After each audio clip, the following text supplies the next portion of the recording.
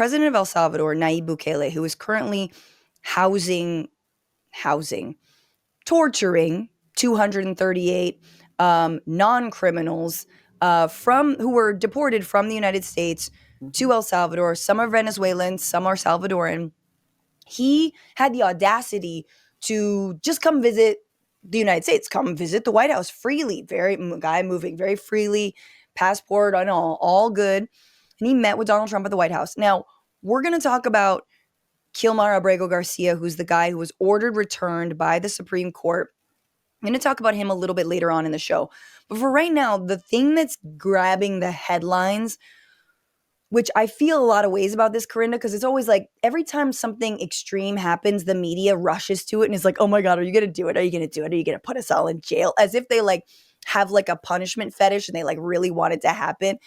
But no, it's Well, they important have a ratings fetish. 100%, they have a ratings fetish. And that, so like, and are you going to brings it in. Yup. Are you going to stay for a third term? Oh my God. How? Wow. Okay, tell us about Let it. me know how you're going to do it. We'll do a Dateline special on it. But this seemed to be not of the media's prompting. And so before the meeting began, and the video is a little choppy, but you can hear him. This is President Trump asking President Nayib Bukele of El Salvador whether or not he can create more prisons like Sikot, which is the one that Kilmar and others are being held in, but specifically for homegrown criminals in the United States. Take a listen. Demanded the people wanted to change everything, and they wanted to. He demanded, they love you, they love what you do.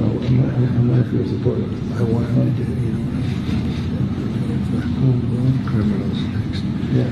I said, homegrowns are next. The homegrowns built. You got to build about 5 more places. Yeah, that's fair. All right. It's not big enough. No, yeah. Come on. So this is a much different office than you're. Okay, so then he goes back to the tour, but he's saying, and it's hard to obviously make out what he's saying, but he's like, homegrown terrorists are next, homegrown criminals. And you got to build like 5 more facilities for that, but you can do it. And you can kind of hear his administration, his cabinet that's like already seated. He's sort of telling it to him quietly, but he's also like opening up and like, everyone's laughing because he's wacky, as Bill Maher would say. He's wacky ideas. But then, Corinda, they sit down and openly start discussing this idea of deporting Americans, who knows, criminal or non, to El Salvador. Are you willing to pay for those facilities to be opened if new ones were going to be built? I'd do something. We'd help them out. Yeah, we help them. They're great facilities, very strong facilities, and they don't play games. I'd like to go a step further. I mean, I said it to Pam. I don't know what the laws are. We always have to obey the laws, but we also have homegrown criminals that push people into subways, that hit elderly ladies on the back of the head with a baseball bat when they're not looking, that are absolute monsters. I'd like to include them in the group of people to get them out of the country, but you'll have to be looking at the laws on that, Steve, okay? Okay. I mean, it's always great when you hear the President of the United States say he doesn't know what the laws are regarding shipping American citizens off to an El Salvador prison. I mean, that's got to be comforting. Yeah, I don't know what the laws are. We're asking Pam about it. Well, here's the thing, Corinna. He doesn't give a shit about the law. He doesn't even care what the laws are, because the law said you got to return Kilmar Abrego Garcia to the United States, 9-0 Supreme Court ruling, and they're already not complying with that. So what are we going to do about that? What is Justice Roberts going to do if Trump defies the Supreme Court? Right. Exactly. Are they gonna put him in jail? Are they going to? I definitely think so. I mean, we have just an incredible justice system, and they absolutely have U.S. Marshals that are loyal to the Constitution over the president, and they will definitely lock him up. Elie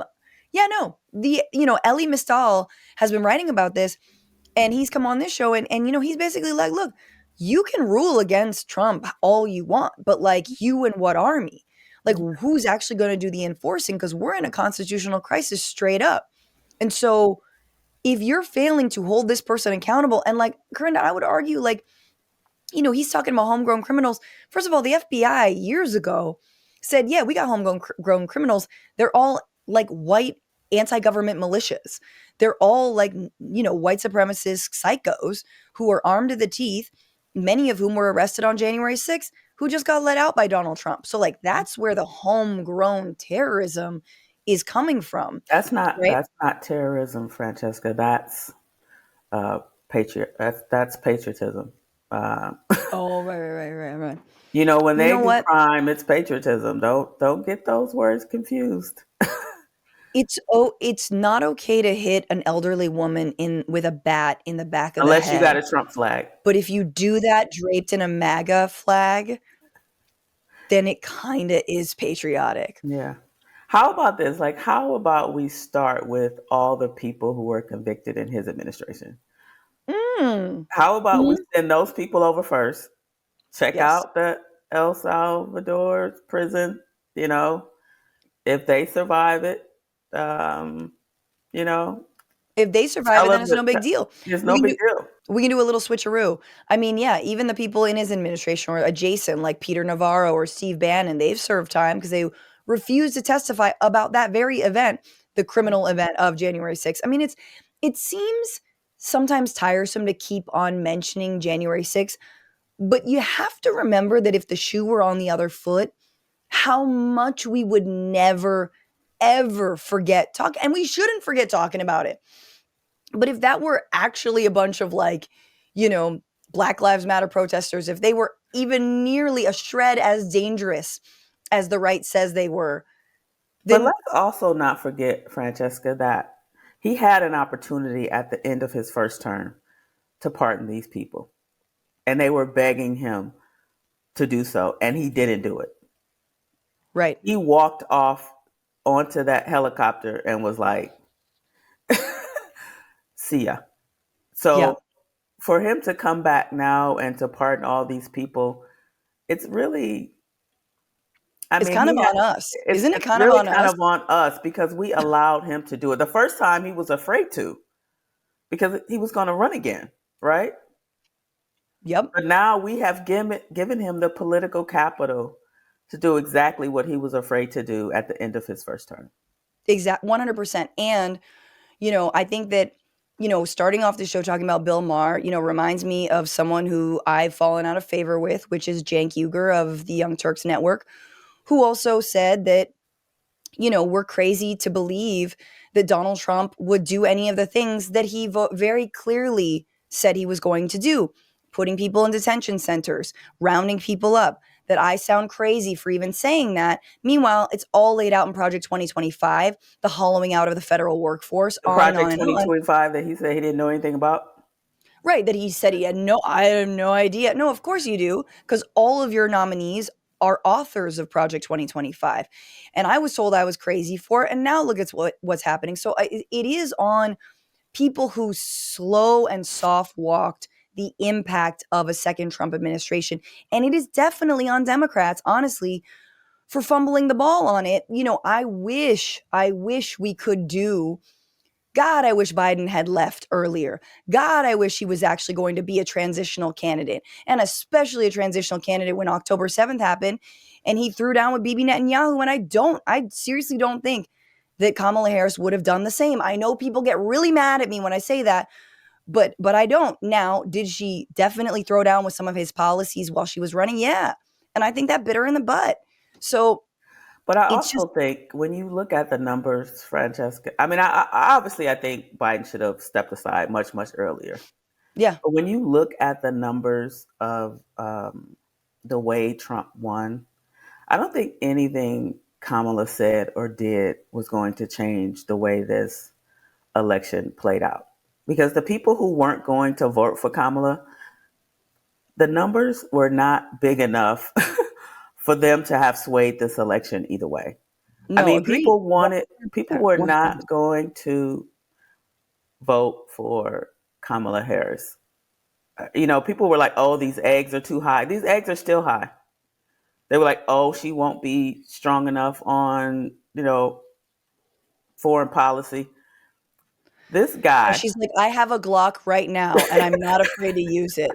I was Like, like, I don't know about that. she was a prosecutor. You guys knocked her for it, but then you're also saying she's not strong enough to do X, Y, Yeah, and Z. she's a I literal was like, cop. Like I that mean, was, let's just cut down to the base of it. Like they were not going to elect a black woman. Like that's you can say all of these things. All you can throw all the Democratic spin cycle, and also I want to say the Democrats threw her under the bus after she wasn't mm, elected. After all of hmm the things they told her not to say, not to do, don't go too far left, don't go too far into progressive, don't go, all these things that you guys tried to mold her, shape her into. As soon as she did most of what you guys wanted, you threw her under the bus. You stabbed her in the back 15 times. Of course, but and 100% and like blaming her as if you didn't consult her a million times to do what she did and say what she did said and not say what she didn't say. No, I agree. We got to move on, but the last on this, like Caroline Leavitt, who's a press secretary, said that they are looking into how to deport Americans. Look, Corinda, it doesn't have to have a legal basis. Like, I'm curious what Kate has to say on this. We'll talk to her in a little bit. But if there is a will, there is a way for this administration.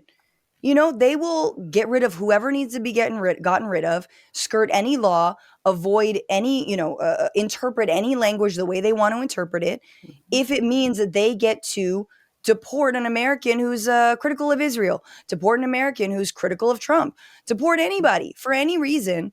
That's beautiful to them. They love that because, again, this is about redefining citizenship. Citizenship is not about where you were born or the color of your skin. It is about loyalty. They want utter and total loyalty to this administration and this And country. And also they honestly, want fear. Also they want fear, right? 100%. Because if you speak out against them or anything that they deem to be un-American, they want to show people that we can disappear you. Yeah, We can make you go away. It doesn't matter what your status is in this country. It doesn't matter if you're legal, illegal. It doesn't matter. We will ship you off. The Supreme Court will say, bring you back, and we won't do it. And this country won't do anything about it. Like that is the territory that we are in right now. And all of the people who told us that we were being overdramatic about what this president would do if he got free reign, all of those people, please raise your hand, come to the front. Like I don't see any of you out here on TikTok no, talking about how dangerous this guy really is and how everything that we said has come to fruition. agreed. I don't see y'all. Where y'all at? I just I mean, that to me is like that is the most dangerous thing. That's enemy number one. And sadly, like I was mentioning earlier, a lot of the people doing some of the sane washing of Trump are in mainstream news and are on and have really big platforms saying it's all good, it's nothing to worry about. He's just a little rough around the edges. And it's like, no, man, we are in the upside down. We are, we are whatever, like we're gone. What's going on, Frantifa? If you haven't already, subscribe to this channel right now. Hit that button. And also, you can become a patron and support the show every single week. Get access to bonus episodes and exclusive merchandise. Patreon.com/Bitchuation Room. Do it.